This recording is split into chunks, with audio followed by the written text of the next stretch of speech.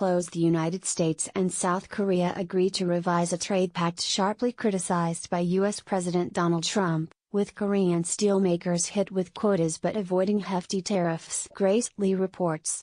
Video provided by Reuters News. Look, Washington. The U.S. will be able to sell more vehicles and auto parts in South Korea under a deal the Trump administration Tuesday hailed as the first significant victory from its America First policy of imposing stiff tariffs on steel imports. In addition to allowing more cars, the deal imposes a limit of about 2.68 million tons of steel Korea can export to the U.S. That amount is equal to about 70% of the annual average Korean steel exports to the U.S. between 2015 and 2017. The agreement, essentially a renegotiation of the United States-Korea Free Trade Agreement, CORS-FTA, both countries first signed in 2007, was billed as historic by senior administration officials in a call to reporters Tuesday announcing the breakthrough. On Sunday, Treasury Secretary Steve Mnuchin said the strategy of threatening to slap tariffs of as much as 25% on imported steel and up to 10% on imported aluminum was already bearing fruit.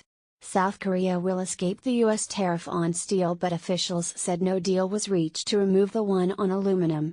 Mnuchin, who was not part of Tuesday's call, described the deal an absolute win-win on Fox News Sunday. "I think the strategy has worked, quite frankly. So we announced the tariff. We said we were going to proceed. But, again, we said we'd simultaneously negotiate," Mnuchin said on the show. So, South Korea will reduce the amount of steel that they send into the United States as part of this. South Korea Trade Minister Kim Yoon-chung announced the deal as well on Monday in Seoul.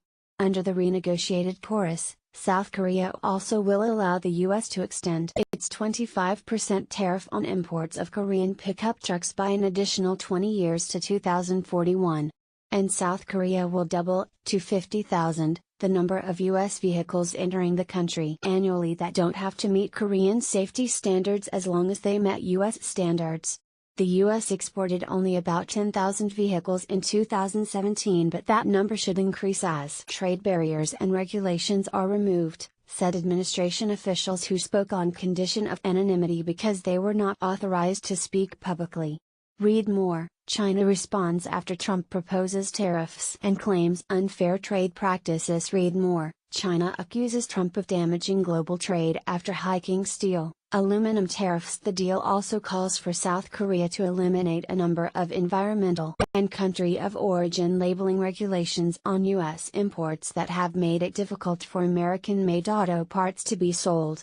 And it attempts to give U.S. drug companies equal footing with South Korean firms on the sale of premium pharmaceutical products in the Southeast Asian country. Trump has long decried CORS as a terrible agreement for the U.S. and blamed former Secretary of State and presidential opponent, Hillary Clinton, because the deal was officially ratified on her watch. "It's a horrible deal.